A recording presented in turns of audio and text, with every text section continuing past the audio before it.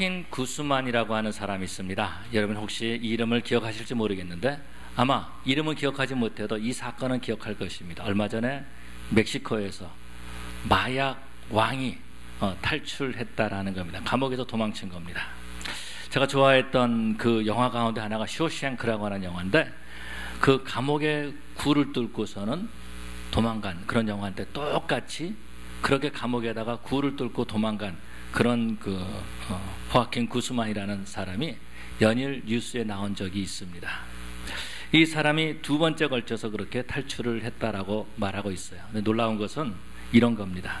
그 사람이 세계 몇 번째 되는 갑부라고 말해요. 마약을 파는 사람인데도 불구하고, 뿐만 아니라 그 호아킨 구스만이 살고 있는 그 동네 사람들은 이 사람을 아주 영웅 취급한다라는 겁니다.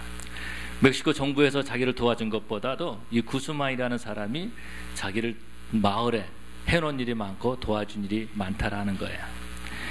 그러나 이 시간에 우리가 질문해 볼 수 있는 것은 이런 겁니다. 우리가 감옥에 가 있으면 그 사람의 죄가 용서해질까라는 거죠. 호아킨 구스만이라는 사람이 마약을 판매하고 마약을 이렇게 팔다가 붙잡혀가지고 그래서 감옥에 갇혔는데 14년이라고 하는 형을 언도받았는데, 그 형을 언도받아서 14년 동안 살고 나오면은 그 사람의 죄가 깨끗하게 되느냐라는 거죠. 절대로 그렇지 않다라는 것입니다. 그 사람의 잘못에 대한 형벌을 주는 것이지 그 사람의 죄를 용서해 주기 위해서 형이 교도소에 넣는 것은 아니다라는 거죠. 여러분, 그렇다면 우리의 죄를 우리가 어떻게 해결할 수가 있겠습니까? 우리의 죄를 우리가 어떻게 용서받을 수 있겠습니까? 돈을 많이 벌면 우리 죄가 용서함 받나요? 그래서 우리가 죄를 용서받기 위해서 많은 돈을 버나요? 아니면 우리가 공부를 많이 하고 학위를 받으면 그러면 우리 죄가 해결됩니까? 그런 것으로 해결되는 것이 아니라 바로 예수님의 보혈로, 예수님께서 우리를 위해서 십자가에 죽으시고 그 보혈로 말미암아서 우리 죄가 용서함 받게 되는 줄 믿으시기 바랍니다. 더 놀라운 것은 우리의 죄를 용서하기를 우리 하나님은 기뻐하신다라는 거예요. 우리 하나님께서는 우리가 세상의 죄로 말미암아서 더럽게 사는 것이 아니라 하나님의 자녀이기 때문에 예수님의 보혈로 날마다 깨끗한 삶을 살기를 원하고 계시는 줄로 믿습니다. 그래서 우리 예수님께서는 제자들에게 기도를 가르쳐 주실 때에 너희는 이렇게 기도하라. 우리 죄를 사하여 주옵시고 라고 그렇게 말씀하고 있습니다. 여러분, 지금 예수님께 나와서 예수님 우리에게 기도를 가르쳐 주십시오 했던 사람들이 누구죠? 바로 예수님의 제자들입니다. 그 모든 생업을 다 놔두고 오직 예수님의 제자가 되기 위해서, 예수님을 따르기 위해서 나왔던 사람들입니다. 예수님께 헌신했던 사람들입니다. 예수님 앞에 나온 사람들이다라는 겁니다. 다시 말하면 우리 예수님께서 이 사람들을 보게 되면은요, 앞으로 이 사람들이 복음을 증거해야 될 사람이고 이 땅에 교회를 세워야 될 사람들이고 이 세상의 복음을 확장시켜 나갈 하나님의 일꾼들이다라는 거죠. 바로 그들에게 우리 예수님께서 이 기도를 가르쳐 주신 겁니다. 어떤 기도요? 우리 죄를 사하여 주옵시고. 여전히 우리는 죄 가운데 있고 죄를 지을 수밖에 없는 연약한 존재다라는 것입니다. 그래서 우리 예수님께서 너희는 너희 죄가 용서함 받기 위해서 기도하라고 말씀하고 있는 거죠. 그런데 어떤 사람들은 이렇게 말하는 사람들이 있습니다. 우리는 죄 용서를 구할 필요가 없다. 왜냐하면 우리는 하나님의 자녀가 되었기 때문에, 하나님의 자녀가 되었다라는 것은 성령이 우리 가운데 들어와 계시기 때문에 우리는 죄를 짓지 않는다라고 말하는 사람들이 있다라는 겁니다. 여러분, 우리가 예수님을 영접한 다음에 죄를 안 짓고 산 사람이 있습니까? 제 자신을 보니까 예수님을 영접하고 목사가 된 다음에도 여전히 죄를 범하고 여전히 연약한 나의 모습을 보게 되는 거죠. 요한일서 1장 10절에 보니까 이렇게 말씀하고 있으면 만일 우리가 죄 없다고 하면은 그것은 바로 하나님을 거짓말하는 이로 만드는 것이다라고 그렇게 말하고 있는 것을 보게 되죠. 다시 말해서 성경은 말하기를 우리가 예수 믿고 구원받고 하나님의 자녀가 됐음에도 불구하고 여전히 우리는 우리의 죄를 용서함 받아야 되고 그것을 위해서 기도해야 된다라고 말씀하고 있는 것입니다. 죄라는 말이 여러 말이 있겠지만은요, 첫 번째로 살펴볼 수 있는 죄라는 말은 하마르티아라는 말입니다. 이 말은 무슨 말이냐면은 화살을 쐈는데 그 화살의 목표물에 도착하지 못하고 다른 곳에 맞은 겁니다. 그래서 빗나갔다라는 거죠.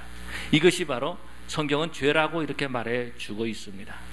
하나님께서 우리를 부르시고 하나님의 자녀 삼아 주신 다음에 우리를 향한 계획이 있고 하나님이 우리를 향한 뜻이 있다라는 겁니다. 그런데 그 뜻에서 어긋난 삶을 사는 것, 이것이 바로 죄라고 우리에게 가르쳐주고 있는 거죠. 제가 목사인데 성경을 읽지 않고 예배를 드리지 않고 기도하지 않는 것, 여러분 이것이 바로 죄다라는 것입니다. 왜? 하나님의 뜻에 어긋난 것이기 때문에. 말씀을 증거하지 않는 것, 이것이 바로 죄라는 겁니다. 왜? 하나님께서 나를 향해서 계획하신 일, 그 관역에 내가 맞춰주지 못하기 때문에 그것이 바로 죄라는 것입니다. 하나님께서 우리에게 직분을 허락해 주셨습니다. 우리에게 크리스찬이라는 이름을 주셨습니다. 그런데 우리가 크리스찬으로서 하나님 앞에 바로 살지 못하는 것, 이것이 바로 하마르티아라는 겁니다. 죄라는 것입니다. 하나님의 뜻에서 어긋났다라는 것입니다. 우리 예수님께서 원하시는 그 관역에 우리가 들어가지 못했다라는 것입니다. 이것이 바로 죄라고 우리에게 가르쳐주고 있어요. 그런데 우리 예수님께서 오늘 우리에게 가르쳐 주신 죄는 그런 모습이 아닙니다. 무슨 말이냐면 이것은 또 다른 말인데, 이것은 빚이라는 말로 표현하고 있는 것을 볼 수 있습니다. 예수님께서는 하마르티아라고 하는 그런 단어를 쓰신 것이 아니라 다른 단어를 사용하셨는데, 그 단어가 어떤 것이냐면은 웨이펠레마라는 단어입니다. 웨이펠레마라는 단어는 빚이라는 말이에요. 빚졌다라는 것입니다. 그래서 우리 죄를 사하여 주옵시고라는 말은 하나님, 우리가 하나님 앞에 빚진 것을 탕감해 주시옵소서라고 그렇게 기도하라는 것입니다. 왜 우리 예수님께서는 죄라는 말을 사용하지 아니하시고 빚이라고 하는 말을 사용하셨을까요? 왜냐하면 빚이라는 말은 우리의 마음속에 더 와 닿기 때문에 그런 거죠. 빚은 굉장히 무섭습니다. 빚은 정말로 무서운 것 같아요. 그래서 예수님께서도 그런 얘기를 해주신 적이 있습니다. 어떤 왕이 자기 신하가 빚을 져가지고 그 빚을 갚을 만한 능력이 안 되니까 그 빚을 탕감해 줬다라고 그렇게 말해주고 있습니다. 그런데 그 신하가 집에 가다 보니까 자기에게 또 빚진 사람이 있어요. 그 사람을 보니까 화가 난 거죠. 멱살을 붙잡고서는 빨리 내 돈 갚으라고, 그러면서 그 사람을 감옥에 집어넣었다라는 것입니다. 이 말을 들었던 왕이 들었어요. 그래서 그 신하를 불러가지고 내가 네 죄를 탕감해 줬는데, 네 빚을 탕감해 줬는데 어떻게 너는 다른 사람이 너에게 빚진 것을 탕감해 주지 않느냐라고 하면서 그 사람을 옥에 가두어 버렸다라고 말해주고 있습니다. 무슨 말입니까? 빚을 지게 되면은요 감옥에 빠질 수도 있다라는 거예요. 빚을 제대로 갚지 못하면은요 감옥에 들어간다라는 것입니다.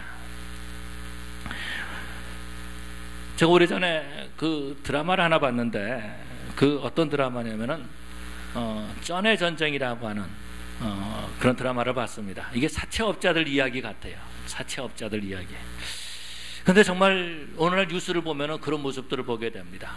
사채를 빌려가지고 그것을 갚지 못하니까는요 이자에 이자가 붙어가지고 자기가 빌린 것보다도 훨씬 더 많은 돈을 갚아야 되는, 결국은 빚을 해결하지 못하고 그 빚 때문에 도망 다니다가 잡히는 그런 모습들을 볼 수 있습니다.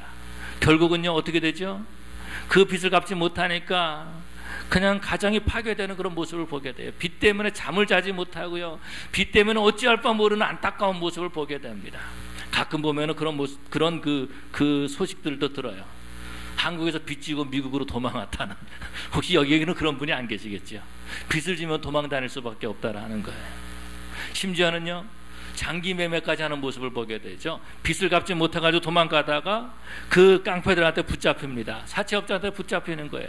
그래가지고서는 그 사람을 죽여가지고 그 장기를 팔아가지고 말이죠, 그래서 빚을 갚게 하는 그런 모습을 볼 수 있죠. 빚은 이렇게 무서운 겁니다. 구약에서 보니까는요 한 선지자 생도가 공부하다 그냥 죽은 거예요. 젊은 나이에. 다시 말해서 전도사님이 신학교 다니다가 그냥 죽었다라는 거예요. 사역도 하지 못하고. 그랬을 때에 그 전도사 부인이 선지자에게 온 거죠. 사무엘에게, 엘리사에게 와가지고 그렇게 말하는 겁니다. 당신의 그 종이, 그 생도가 얼마나 열심히 하나님을 섬겼는지 아시지 않습니까? 그런데 우리가 빚을 졌습니다. 그래서 지금 나에게 돈을 빌려준 그 사람들이 내 아이들을 데리고 가려고 합니다 라고 말하는 거예요. 두 아들이 둘이 있는데 그 아이들을 데리고 가서 종으로 삼겠다라는 겁니다. 빚을 지면은요 자식들도 빼앗겨 버린다라는 겁니다. 이건 무서운 거예요.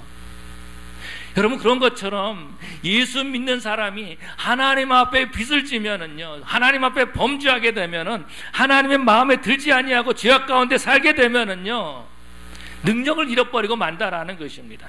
하나님 나라에 쓸만한 그릇이 되지 못한다라는 것, 더러운 그릇이 되고 만다라는 것입니다.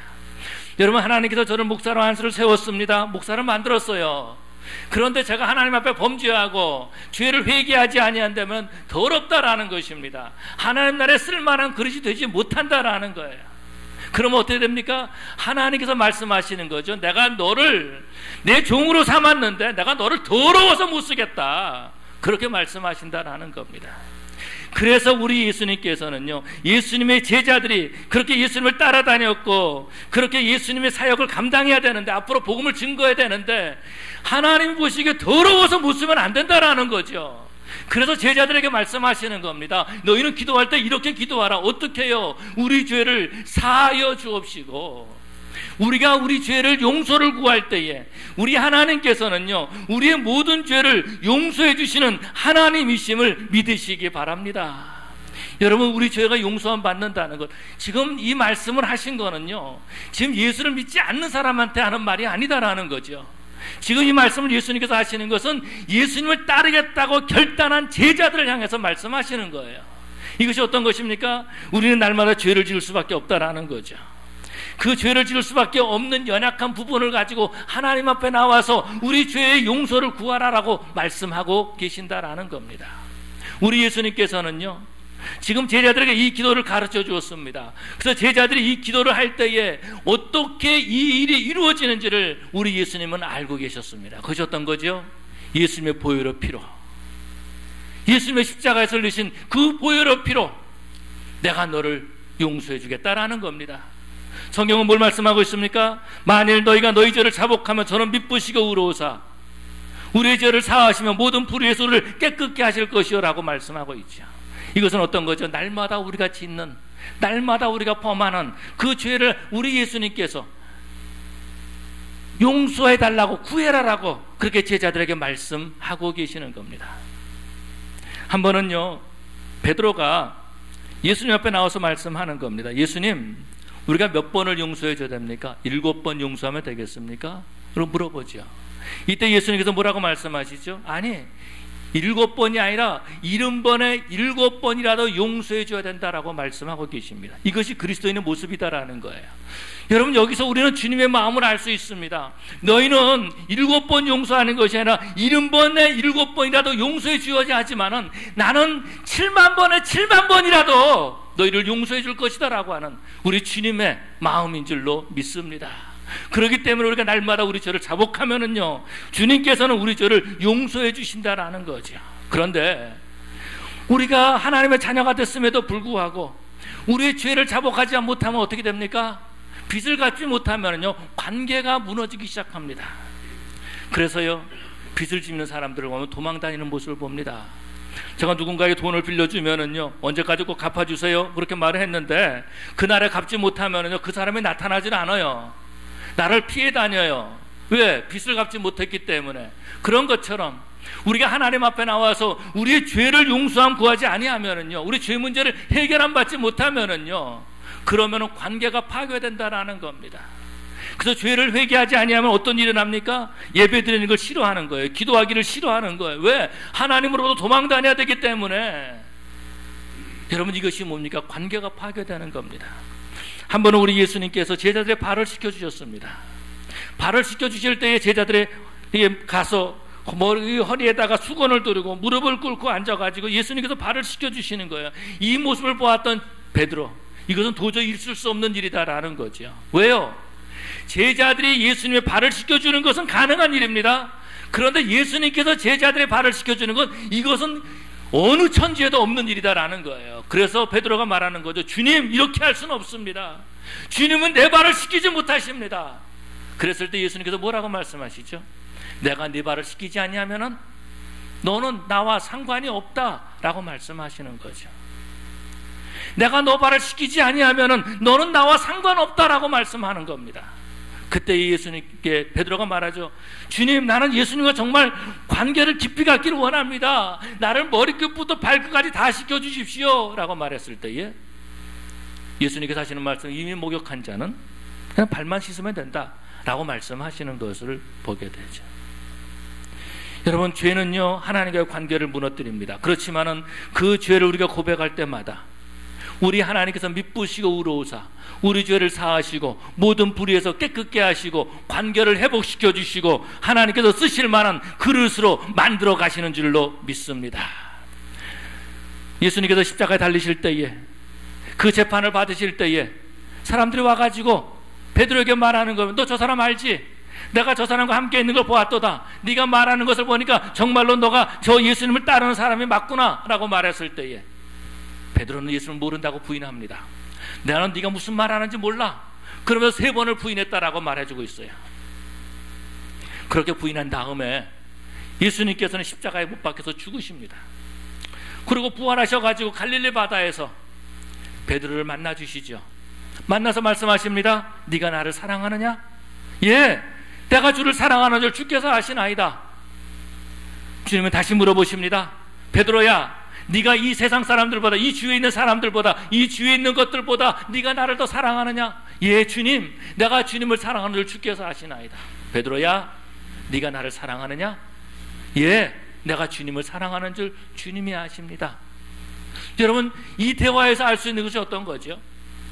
우리 예수님께서는요, 베드로가 예수님의 제자였어요. 그런데 예수님을 부인했어요. 예수님의 마음을 아프게 했어요. 그런데 주님이 찾아와서 네가 나를 사랑하느냐 물어보시는 거죠.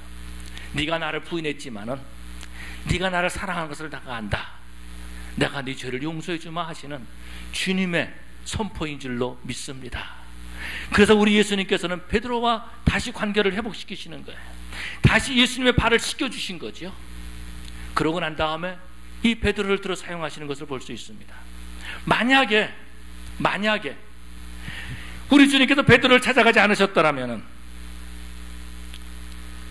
베드로가 주님이 물어보시는 그 질문에 아무런 대답을 하지 못했더라면, 다시 말해서 그 갈릴리 바다의 새벽에, 갈릴리 바다에서 그 새벽에 주님과의 관계가 회복되지 못했었더라면 아마 베드로는 그냥 고기 잡는 업으로 끝났을 것입니다. 그냥 옛날에 오래전에 예수라는 사람을 따라다녔던 그 제자였어 라는 것으로 끝났을지 모릅니다. 그런데 베드로가 어떻게 됩니까? 주님과 관계가 회복된 다음에, 주님과의 관계가 회복된 다음에 그는 하나님 나라에 쓰임받는 일꾼이 됩니다. 오순절을 체험하게 되고요, 그날에 수많은 사람들한테 복음을 증거할 때 3,000명, 5,000명이 회개하고 돌아오는 역사가 일어나는 것을 보게 되죠. 그리고 베드로는 복음을 증거하는 데 쓰임받고요, 그는 로마 군인들에게 잡혀가지고 이제 순교를 당할 때 그는 그렇게 말합니다. 전설에 의하면은 내 주님께서도 십자가를 지시고 돌아가셨는데 내가 어떻게 주님이 주신 십자가를 내가 똑바로 질 수 있겠느냐? 나를 거꾸로 매달라. 그래서 이 베드로는 십자가를 거꾸로 매고 그러고서는 죽었다라고 하는 전설이 있지 않습니까? 베드로는요, 자기 죄를, 용서를 구할 줄 알았어요. 그래서 하나님 나라에 쓰임받게 되었다라는 것입니다. 예수님을 영접한 다음에, 예수님의 제자가 돼서 예수님을 따라가는 다음에도 예수님을 모른다고 부인했었어요. 그런데 우리 예수님께서 그 그릇을 깨끗하게 써주시고 하나님의 일꾼으로 삼아 주셨습니다. 사랑하는 성도 여러분, 우리도 그렇게 하나님 나라에 쓰임받는 깨끗한 그릇이 되어야 될 줄로 믿습니다. 여러분, 그럼 우리가 어떻게 됩니까? 죄에 대해서 아파해야 되는 거예요. 죄에 대해서 아파해야 된다라는 것입니다. 아이들을 키우다 보니까는요, 그런 모습들을 보게 돼요. 아이들은 부모가 말하면 안 들어요. 왜? 모르기 때문에. 말을 못 알아들어요. 그래서 야, 그거 뜨거워. 그래도 뜨거운 게 뭔지 몰라요. 그래서 어떻게 하죠? 저희 집에서는 그런 방법을 썼습니다. 이 뜨거운 거를 살짝 이렇게 해가지고 손끝이나 이런 데다가 뜨거운 거를 딱 알게 해요. 그러면 애들이 놀래가지고 자지러지면서 우는 거죠. 아뜨야, 아뜨. 그러면 애들이 뜨거워 그러면은 아뜨 그러고서 무서워해요. 뜨거워. 아무거나 안 만져요. 아이들이 어렸을 때 보니까 뭐든지 다 그냥 뭐 입에다 집어넣고요, 먹을 것만 집어넣는 거 아니라 심지어는요, 저희 집에 바퀴벌레가 있는데 그것까지 주워가지고 막 입에다 넣으려고 그러고, 말 안 들어요. 근데 아무거나 다 집어넣으려고 그래요. 그래서 어떻게 합니까? 어떻게 가르쳐줘요? 쓰디쓴 약 같은 거, 아스피린 같은 거, 그거 입 끝에다가 살짝 묻혀주고 써. 그러면 애들이요 아무거나 안 집어넣어요. 그 써 그러면은 그 맛을 알거든요. 그러니까는 그걸 안 집어넣는다고요. 뭡니까? 몸으로 알아야 되는 거예요. 빚진 것이 얼마나 무서운지 알아야 된다라고요. 그런데 죄에 대해서 민감하지 못하면은요 어떻게 됩니까? 거기에 아주 익숙하게 되는 그런 모습을 볼 수 있죠. 우리 서 목사님도 기타 잘 치시는데 기타 치시는 분들 보면 대개가 왼손에가 다 이 손끝에가 다 굳어져 있어요. 하도 그걸 만지니까 계속 누르니까 그래서 기타를 치시는 거예요. 저는요 손 끝이 부드러워요. 그래서 기타 못 쳐요. 아마 그 한약방 하시는 분들 보면은 아마 그 왼손이 기타 치시는 손은 분명히 아닐 것 같아요. 손이 굳은 손이 받아가지고서 딱딱해질 때에 그 코드를 눌러도 덜 아플 것 같아요. 여러분 그런 것처럼 여러분 우리가 죄에 대해서 민감하지 못하면은요 우리 양심에 우리 심장에 굳은 살이 퍼질 수 있다라는 것입니다. 그렇기 때문에 우리는 죄에 대해서 민감해야 된다라는 거죠. 죄에 대해서 민감하지 못하면은요 죄를 대해서 하나님 앞에 구하지 않는다라는 것입니다. 여러분 죄를 짓고 안 짓고 하는 문제가 아니에요. 이 문제는 죄를 짓고 난 다음에 그 죄 문제를 어떻게 해결할 수 있느냐라는 거죠. 그래서 주님께서 말씀하시는 겁니다. 너 우리 죄를 위하여 우리 죄를 사하여 주옵시고라고 기도해라라고 말씀하시는 거예요. 우리 하나님은 미쁘시고 의로운 하나님이시다라는 거죠. 우리가 죄를 자백하면은 우리의 죄를 용서해 주신다라고 말씀하고 있는 것을 보게 되죠. 그런데 안타까움은 어떤 것입니까? 죄에 대해서 모르고 있다라는 것입니다. 죄에 대해서 모르고 있다라는 거예요. 어떻게 하든지 죄를 숨기려고 하고 있고 죄를 짓고 난 다음에는 거기 익숙하게 돼가지고 또 다른 죄를 범하는 그런 모습을 보게 되죠. 죄는요 익숙해야 될 것들이 아니다라는 겁니다. 우리는 다윗 왕을 볼 수 있습니다. 다윗이 우리아의 아내 밧세바를 범합니다. 죄지요. 그런데 그 죄를 숨기기 위해서 어떻게 합니까? 우리아를 전쟁에 나가서 죽게 합니다. 그렇지만은 하나님의 사람이 다윗에게 가서 말할 때에 그는 그 앞에서 자기 죄를 자복하는 모습을 볼 수 있습니다. 밤마다 눈물로 침상을 띄운다라고 말해주고 있고요. 그 죄가 자기의 뼈를 누르고 있다라고 고백하고 있는 그런 모습을 보게 됩니다. 왜 그래요? 죄에 민감해지기 시작한 겁니다. 여러분 우리가 죄에 민감하게 될 때에 우리는 하나님 앞에 그 죄를 고백하지 않고는 견딜 수가 없다라는 거예요. 그렇게 될 때에 하나님 나라에 쓰임받는 일꾼이 되는 줄로 믿습니다. 우리 하나님께서는 그래서 다윗을 그렇게 사용하셨던 그런 모습들을 보게 되죠. 여러분 죄는요 하나님과의 관계를 파괴시키는 거예요. 하나님과의 관계가 파괴된다는 것은 무슨 말입니까? 더럽게 된다라는 거죠. 우리 하나님께서 예수님의 보혈의 십자가로 우리를 구원해 주시고 하나님의 자녀 삼아 주셔서 하나님의 나라에 쓸 수 있도록 그릇을 만들어 주셨는데 날마다 그 안에 먼지가 쌓이기 때문에 나중에는 더러워서 쓰지 못할 만한 그런 그릇이 돼버리고 만다라는 겁니다. 그렇지만은요 날마다 그것을 깨끗하게 하게 될 때 주님 이 그릇이 하나님 앞에 쓰임받기를 원합니다 라고 하면서 자기 죄를 자복할 때마다 주님께서 예수님의 보혈로 우리를 씻겨줄 때마다 우리는 하나님 앞에 깨끗하게 되고 하나님 나라에 쓰임받는 일꾼이 될 줄로 믿습니다.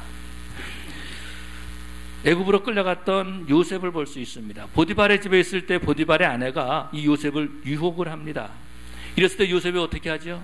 나는 하나님 앞에서 이 큰 죄를 범할 수 없노라 라고 하면서 그 자리를 피해서 도망가는 모습을 보게 되죠. 왜 그래요? 죄에 대해서 민감한 겁니다. 하나님 앞에 바로 서 있었을 때에 요셉은 죄에 대해서 민감할 수 있었던 거예요. 그래서 그 죄를 하나님 앞에 범할 수 없다라고 하면서 그 자리를 떠나는 그런 모습을 볼 수 있습니다. 요즘 오늘날도 보면은요 하나님 앞에 분명히 부르심을 받았습니다. 그런데 하나님 나라에 쓰임받지 못하는 사람들이 있어요. 하나님께서 분명히 불러주셨어요. 큰 체험도 있어요. 그런데 쓰임받지 못해요. 왜요?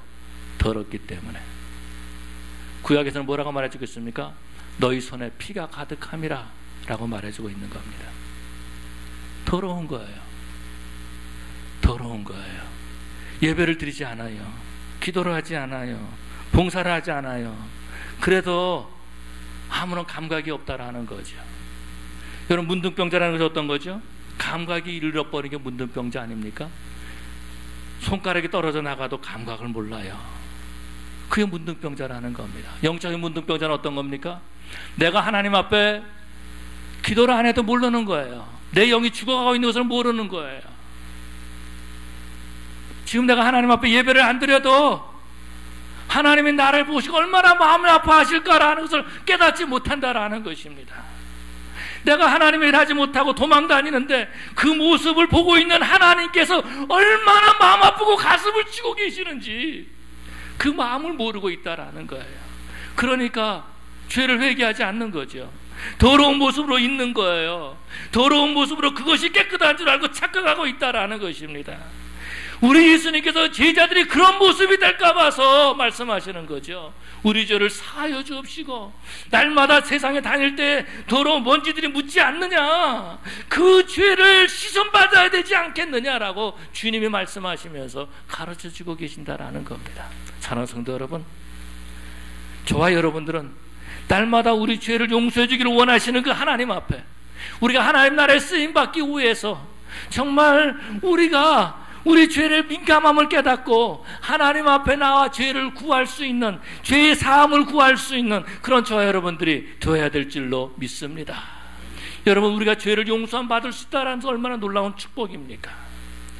우리 죄를 지금 용서해 주시겠다고 주님께서 기다리고 계시는데 여러분, 그 하나님 앞에 우리가 얼마나 축복된 장소에 와 있습니까?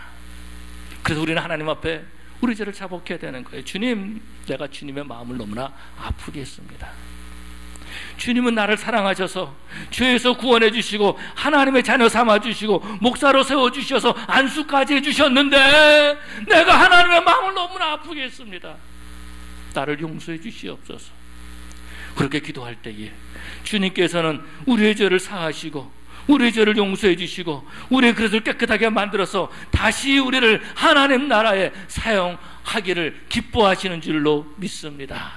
그런데요, 오늘 보면은 교회의 회개가 사라지고 있어요. 죄를 죄로 여기지 않고 있다라는 겁니다. 다윗이 우리아 아내의 밧세바를 범한 다음에 선지자가 그 죄를 고했을 때에 아마 다윗은 이렇게 말할 수 있었을지 몰라요. 무슨 말이냐, 내가 왕인데 내가 보니까 다른 나라의 왕들도 다 그렇게 하더라, 당신은 가만히 있어라, 이렇게 말할 수도 있었을 것이다 라는 겁니다. 그는 그렇게 하지 않았어요. 눈물로 회개하면서 하나님 앞에 자신의 죄를 자백하는 그런 모습을 보게 되죠. 오늘날 우리 교회는 어떻습니까? 오늘날 교회들은요, 하나님 무슨 말씀하십니까?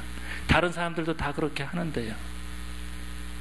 하나님 무슨 말씀하십니까? 목사도 죄를 범하는데요. 너무 하나님 그렇게 죄 가지고 말씀하지 마십시오. 날 구원했으면 됐지. 그러면서 회개하지 않는, 죄를 자복하지 않는 그런 한국교회를 보게 됩니다.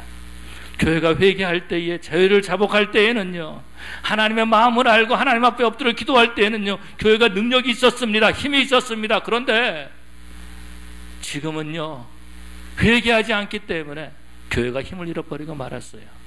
예, 커요. 숫자도 많아졌어요. 물질적으로도 부요해요.